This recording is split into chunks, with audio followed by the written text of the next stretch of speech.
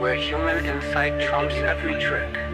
We're not hacking systems, we're hacking behaviors so you won't click. No complicated code, just tried and true brain science at play. Social engineering for good, the best defense is in your mind today.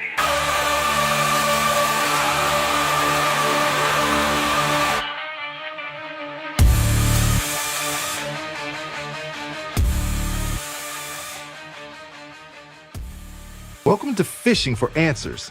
The opinions expressed here are solely those of the individuals involved and do not reflect the views of their employers. Get ready, because the next live episode of Phishing for Answers is starting right now with your host, Joshua Crumbaugh, the CEO of Fish Firewall. Psychology is the new firewall, where human insight trumps every trick. We're not hacking systems, we're hacking behavior so you won't click.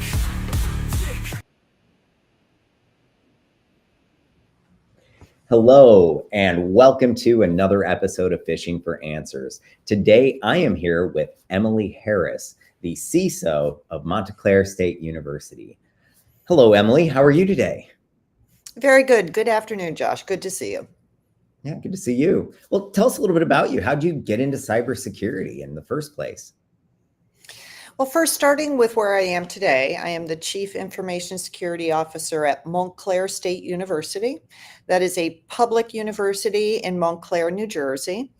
And this is my third position in a senior leadership security position in higher education. My previous institution was Marist College, now University in Poughkeepsie, New York. And prior to that was Vassar College. And if we go back many years, how I got in cybersecurity was not a direct path. My undergraduate degree is in historical musicology. So that is my current degree. I didn't go to grad school after Does that correlate at all? I believe it does. I believe that's it why I was correlates curious. very I went well. to school for marketing, and there's a lot of correlations that I found. So.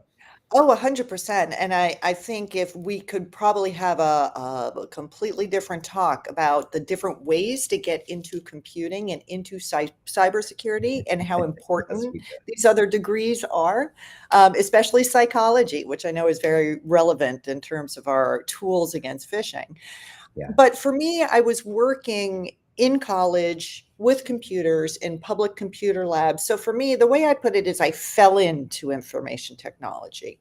It was something I could do after I graduated while I was waiting to see if I was going to get a PhD. And for me, it just stuck. I did network engineering, then I did network systems and telecommunication. I moved into management, senior leadership. And in 2015, I made a pivot to information security and have not repivoted again. It's a wonderful place to be. The only additional tidbit is I'm going to graduate law school in, oh goodness, less than 2 weeks. So thank you so much. So late in my career and working in information security, I decided I could enhance my knowledge and my expertise by pivoting into the legal side of data privacy. So cybersecurity and data privacy law is another part of the discipline. And as a CISO, I'm attached to the law and these considerations. So I thought it would be a good idea to get the degree as well. But that's enough about me. Well, no, I think that's very cool. I've actually said often that when my time isn't fully consumed by Fish Firewall, that at some point I want to go and get my law degree. So congratulations. I definitely understand that my motivations might be different, but nevertheless, definitely understand the desire there. And it's just, to me, it's something about continuously learning, continuously challenging yourself. I mean, that's why I became an ethical hacker, was because I was just trying to find the hardest job I could think of. And it was a good challenge. And like you, I've stuck with it ever since, because when I found cybersecurity, that was when I knew I was home. Sort of. I don't know if there's a home in a career, but you know what I mean. Yeah. And it's interesting because the world of cybersecurity, information security, data privacy, it's so large. that there's places for almost everybody. There's places for an ethical hacker. There's places for somebody who did not get a college degree. There's places for people who have degrees in historical musicology and marketing. Because Yeah. it really, to me, I say to people, information security is more of an art than a science, because there's a certain, especially in phishing, there's an aspect of it where we can't actually give people the rules. It has art and it has psychology and it has just these skill sets that aren't necessarily Yeah. rooted in what the degree is. So that there's so much space for these different experiences. I think it's Absolutely. wonderful. Yeah. No, I agree, and I've often I guess equated it to practice, like practicing law or practicing medicine, Yes. because Yes. it's not something that we've perfected. It's not something that we've Yes. if we knew it inside and out, we wouldn't have breaches constantly. It wouldn't Mhm. be a cat and mouse game, or I guess a cat and mouse race Yeah. between the good and the bad, and so. I definitely think that that you're right there, where it is a bit of an art form, and particularly when you get to the softer elements of cybersecurity. Mhm. The technical, that I guess is pretty reliable and pretty predictable, but the human is, I guess, equally as predictable, but in very different ways that don't always work in our own best Yeah. interest. Correct. Correct. So I have been, I guess, all day thinking about social engineering as a tool for Mhm. good. Not just because I have an open initiative, which, by the way, for anyone listening, we want you. Please join. But also because I'm giving a talk on it tomorrow at Oh, NOLACon in New Orleans. So I'm curious, what are some of the best or your top tips and tricks that you found over the years work best to get that human to care or to change that behavior? my answer to everything will always be, it's complicated. Um, because, like I said, it is complicated. There's so many factors. So there's a few different angles. I work in higher education. So one of the things that we're always thinking about is that this isn't a private company where people come to work at 9 a.m., they leave at 5 p.m., and there's this structured time when we're paying attention to what's going on. Now, in cybersecurity and information security, we're always on call because something bad could always happen. But the Yeah. people, like the actual people, they're on a schedule, right? The interesting part of higher education is that the people include our students. And we're here because of the students. Without students seeking to get a degree and to learn and for their own benefit of their own education, I would be out of a job. So the students are arguably, some people may differ, but arguably the most important population here. And at an institution like the one I'm at, we do have residential populations. We have remote Yeah. populations and commuters, but we have people who live here. So we think about cybersecurity in a very different way. We have a Well, yeah, because population. acceptable use changes when it's your personal Absolutely. internet and it's not just the corporate internet. Absolutely, 100%. We have to support their entertainment, their Yeah. social life, everything personal that they want to do because they have lives. Yeah. And it's the balance there that makes higher education and cybersecurity difficult. So the student population, we look at differently from, say, the worker population, the administrators, the faculty. So I kind of put them in different buckets. So I'm actually going to start with the employees first. Okay. I sort of grew up in this field in a very small institution, a very small liberal arts college. So I always come from a sort of very high touch approach.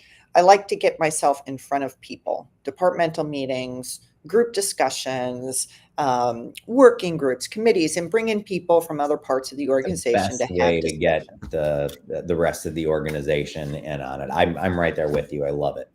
Yep, agree 100%. Like I would go to a department to give a presentation on something very bland. I think at the time it was GDPR, and it was a very high level discussion with the department. But in having these discussions, I always personalize it. Always personalize it, because the discussion is about how are you handling other people's data? How are you handling other people's data? Because we're handling student data. For example, a student comes, they have to hand us all of our data. So how are you handling the student data? And that's the reference point for something like GDPR. So I always try to make people care about the institution and the institutional data by having them care about their own data, So using a lot of analogies, what would you do if it was your child's data, if it were spouse's data, if you were responsible for holding this information for somebody you care about? So that's a simple example. Other examples I would use is when you go to a doctor's office and fill out a form, do they ask for your social security number? You can tell them you don't need it, because guess what? They don't need it. So, another personal example, how do you handle your own data? And a lot of times in the world of work, no matter where it is, if we're teaching people how to safeguard their own information, they have better habits in safeguarding the business information. It just flows from one to the other. Yeah. So to personalize it, to put it in a framework which says, I want to help you not lose your money out of your bank. I want to help you secure your own Facebook. I want to help you secure your stuff. And then map that over to, okay, great. Let's do the same for the institution, whatever that is. Let's take everything we learned because we care about our own data, and let's care about everybody else's. I like it. And I might add to that, there is a formula for behavior change, and it's B equals MAP. M stands for motivation, and it's the first piece in the formula. And I love that you hit on that. And one of the things I like to highlight is, people are very predictable when it comes to their motivating factors. Yes. It's money, it's family, and it's ego. Outside of that, yes, there are other motivating factors, but with those three, you can easily motivate your staff. Now, A is ability and P is prompting. So I'm curious if you have any tips around those. I'm writing all this down, Josh, because you just gave me good tools to take away from this conversation. So I appreciate that so much. I wrote it down: money, family, and ego. Yeah, you hit right on it, right? And, if I flip that over to how we talk about risk, and I'll get back to your question. Sorry, I got distracted. If we flip that over, money, family, ego, when we talk about risk and institutional risk, we're always talking about financial impact and reputational impact, right? It basically maps right there. This is what people care about. It's such a nice way to frame it. So motivation, protect yourself. Ability, teach them how, right? And then prompting. What is prompting? How do you mean? So prompting it could be anything. But prompting, the way I see it, I have a graphic for this. Let me just. Yeah, please. I will pull it up real quick over here. Where did that graphic go? Okay.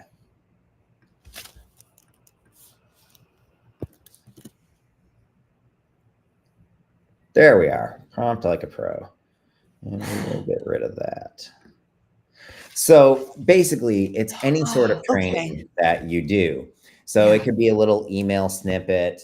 My favorite prompting that I like is when somebody sends or reports a fish. That's one, we get all kinds of fish reported, but there's that one that comes in every once in a while that we look at and we're like, holy crap, that scares me. I'm so glad no one fell for it. Yeah. And so what I love to do is whenever I get those ones that are a little bit more sophisticated, I love to say, hey, Susan from accounting just had this hit her. She reported it to us. I want to praise Susan and thank her for reporting this. And at the same time, I want to make sure everyone else is aware. We're playing into ego for Susan, but we're also playing into everybody else's ego because they want to get that praise to the whole company. And so now they're more likely to report too. But prompting, it could be a note in the pay stub. It could be your annual security awareness training. But I think the thought behind it is that it has to be frequent. And so that's one of the things that I learned in my marketing background, was that if we wanted to change people's behavior, which is the goal of marketing, we had to have a high frequency, really short touch points with simplified language. And so it would just be drink Coke, right? And there's a reason Coca-Cola is a global brand. And so I think there's a lot of that type of stuff we can bring into security awareness. Yeah, I love that. And thank you for helping me wrap my brain around what prompting is. And it's something that we do, and we do it a lot. So a little bit, again, bringing it to the industry, I think this is pretty unique in higher ed. You can tell me. A lot of institutions set up something that we call a fishbowl. And I first learned of this back, I think, in 2015, when I was making this pivot over to information security. And I went to a conference and a CISO presented on it. Their version of the fishbowl is they have a place to report phishing. And then they have tools that are automated that takes that email, it anonymizes it, and it immediately posts it on a blog. Somebody will come in later and maybe clean it up and add some context, or if it wasn't really a phishing, they would take it down. But they have a way so that things that are reported are then sent back out to the community fully and openly. Fully and openly. Here's an actual fish we got. I like that idea, by the way. Language, right? And so the first time I saw it was 2015. So my first institution, we set one up. So I'll still call it a blog. You can call it an announcement page, but it has a picture, and we anonymize certain information so people aren't hooked by the image. And then we give information about why it's a fish, what happened. So the first one I set up, we called it Catch of the Day, haha, like fishing, Catch of the Day. The second one I set up at the next institution, we called Gone Fishing.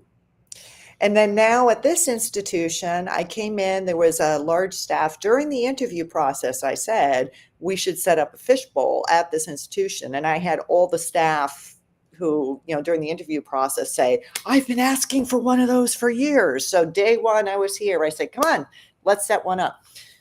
So this one we called the Fish Files. Nice. Fish Files. I like it. Let's talk about marketing and branding. So, again, we are higher education. We're very open and transparent. This is why putting up these blogs, having them public, our Fish Files is public. I don't care who sees it. I don't care if the attackers see it. They can know we're onto them. Yes, they'll pivot to something else, but they're already doing that anyway, right? So I'm going to be looking for your Fish Files the second I get off this podcast. Oh, I will send it to you. I'll put the link in my LinkedIn. We are so proud of this, but it took us 4 to 6 weeks just to figure out the name and the brand. And the reason why is because from this point forward, everything we do for phishing is branded around this site, because this is where we want people to go. To your point about naming and branding, one of the things that I've studied a lot in my career are the different cognitive biases that we all have, and how they can impact us. I guess I started out from more of an offensive security perspective, but in my more recent years, I've been looking at all of this from a defensive perspective. Right. And so one of these cognitive biases is called framing. And it just simply talks about how the way we word things interprets how we hear them. Yeah. And so I like to highlight the phrase that we've all been using for a long time. Security is everyone's responsibility. It sounds like a good thing, but the problem is when it's everybody's responsibility, it's no one's responsibility. Right. And so to that messaging, when you change one word from security is everyone's responsibility to security is your responsibility, it adds personal accountability, and it takes away their ability to get into that group project mindset where they say, well, Emily has it. I'm not as smart as her, so I'm just going to let her handle it and I'll do my thing. But that tends to be how they do it. And so that's where I think we need that marketing, if it is, or communications, to be baked into what we do, because that one word makes a really powerful difference in that phrase.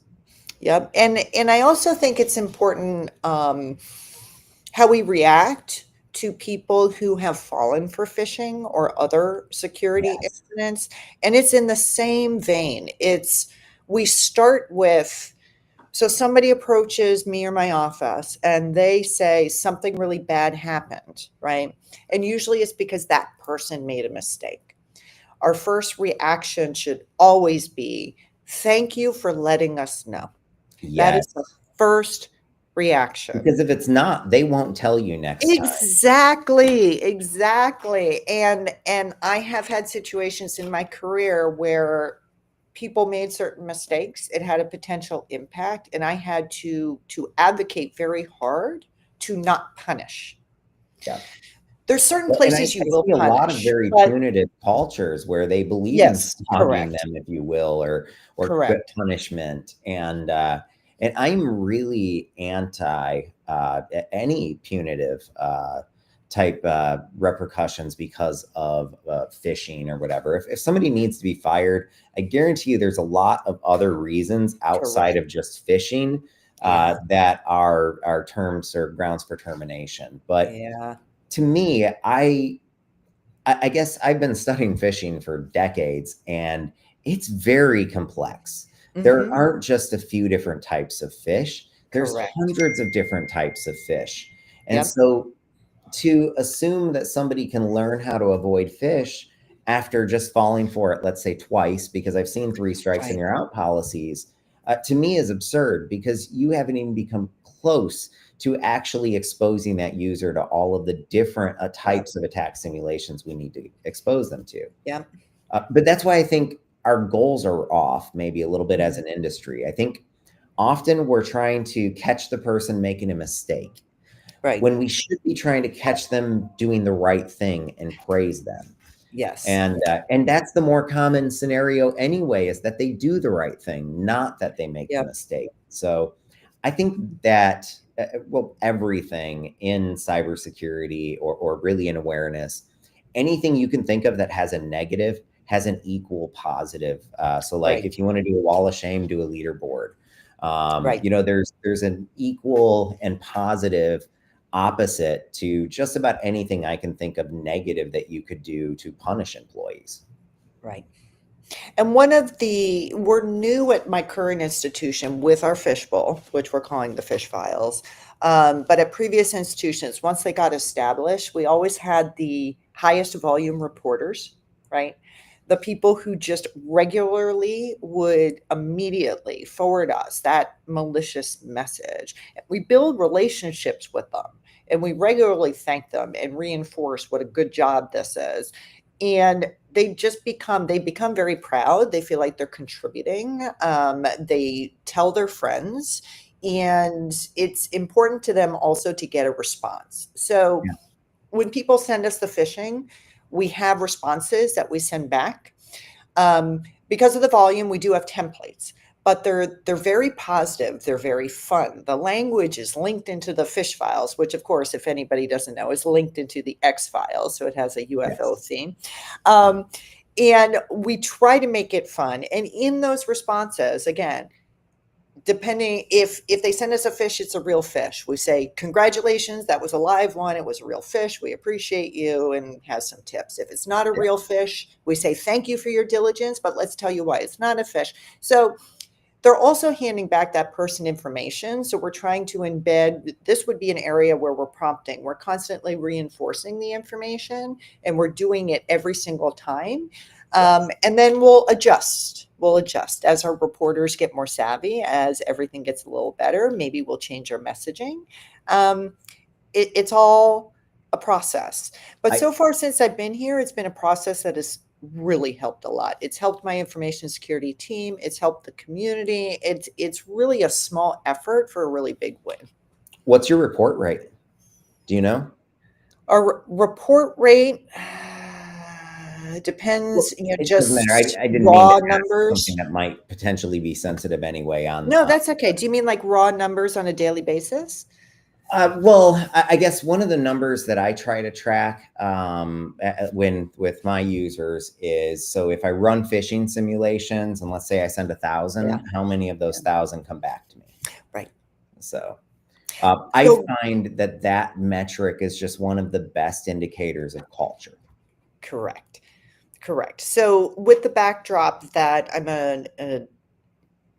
this institution is new to me and vice versa, right? So I'm still in that discovery phase of saying, how were people reporting this before? So we've made a lot of changes, and one of that changes is changing the reporting so it's going directly to the information security team. So we're still working through the culture change with this community, that the path to reporting this particular thing is going to be different than a normal IT issue.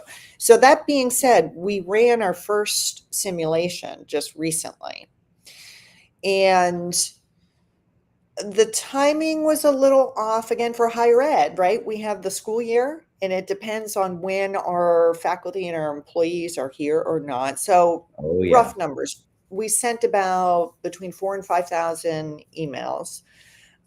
This was after classes ended, though, so the faculty were sort of decreasing in their attentiveness, shall we say. I believe all told, we got about 800 or so reports. That's not bad. If this is a new program, that's a really good Exactly. start. And Um, about half of them were through the new reporting method. So what we learned from that is how we need to tweak our messaging to ensure that more people in the community know how to report malicious emails. Because again, we need them directly, because if they go through other channels like a service desk or a help desk, we need a little more immediacy. So we decided to set it up in a way where there's different ways too. And it comes to us through Slack. We see the immediate and we can take immediate action. So again, like you said, our next step is then to redo the prompts, right? So how have we been messaging about this? And let's adjust that a little. But yes, I thought it was a good test and I was happy with the results. Oh no, for a new program, that's really great results. Yeah. And the main reason that I asked is because I found when you praise people every time they report, it Yeah. doesn't take long for people to start coming along, and so Right. I don't know, the herd mentality, it kicks in relatively quickly within a lot of groups, and so the more you can advertise that, hey, a Mhm. majority of people are doing this, and the Yep. more you praise them and all of that, the better. I love that you're doing that. So often I see that people don't.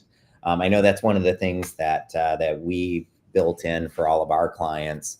But I find a lot of places that don't have that just-in-time feedback when somebody Right. reports, and I think that Mhm. is really critical. And if for no other reason, so you can call them a cyber hero or whatever other lame thing we use. We constantly like to call them cyber heroes, but it works, and I think that is the most effective carrot that we can use is a Mhm. simple kudo. It's Yep. free, it costs us nothing, and we can give them out. Well, without worrying about running out of them. Yes. Well, I know we are running a little bit low on time here. Were Okay. there any last bits or little tips that you wanted to give before we ended today's episode? Well, I did want to mention, because we do have a student population, I'm constantly amazed at, let me rephrase, I'm not amazed. The cyber attackers are pretty good at what they do. I'm Unfortunately. not amazed by it because they spend a lot of time doing this. So the student population for us is very interesting because the phishing they get is completely different than our Oh yeah, employees. Completely very different. different. So it's fake job offers. It's LinkedIn, like social media phishing. It's let's help you move out of your dormitory. It's fraud scams related to check deposits. It's the world of the student phishing campaign is completely different than the employee campaign. So one of the things that's challenging for any CISO in higher ed is being able to get all the different messages out to all the different populations in the right way. So there's a certain degree of complexity to it. It's not a one size fits all fish here. Okay. Yeah. No, I've heard that quite a bit. I've talked to a number of different students, or rather, had a number of different students come up to me like after talks at B-sides and Yeah. whatnot, and tell me about these different scams. One person stood out to me because she came to me at really from a different perspective, not of, hey, I want to tell you about the scam, but more of, hey, I want to tell you what happened to me and all of my Yeah. friends. And Yeah. I think we should normalize it being okay to tell people that you fell for a scam. Because if 100. anyone in her friend group had said, hey, I fell for a scam, the rest of them could have easily avoided it because they Mhm. weren't even, smart about it. They were using the exact same name. It was the same, like, exact attack across each and every one of the people in the friend group. So, Yeah. yeah, it is. And I think that just goes to show that, phishing is getting much, much more sophisticated and smart enough to know if you're a college student or a worker. And if you are an office worker, what role you have in the company. Yep. And they also know they will target specific departments. A lot of times our contact lists are public so that Oh, yeah. employees, people can contact us. So they will they'll dump out everybody who works in the athletics department and they'll target a fish right to the athletics department. They'll send one out, they'll send spear phishing to second level managers who report to deans. Wow. They'll be and they'll craft them very specifically to our organization. Yeah, I've seen a lot of that. I think, to me, the only way it could happen at the speed and the complexity that it is if they have some AI tools that are pretty sophisticated No targeting. doubt. So, No doubt. But I will give a shout out to my entire team here at Montclair State University. I came in with a team already established and they have done nothing but support me and support the good work we're doing and getting on top of especially this very quick launch of this notifications, our fish files, our blog, the regular announcements. We even do poster campaigns because, again, it's a college campus. So we will not only digital screens, paper posters. So, again, keeping that communications up. They've been absolutely wonderful, and I can't think of a better place to be right now. awesome. Well, it sounds like you have an amazing team. Thank you so much for spending some time with me today. I may have to bring you back on so we can talk about law as it pertains to privacy, but not today. 100%, Josh. I'm always open for a totally different conversation after I graduate. So I appreciate it very much. This was a lovely conversation. Yes, it was. Thank you so much. And for those of you joining us remotely, we will see you again next week.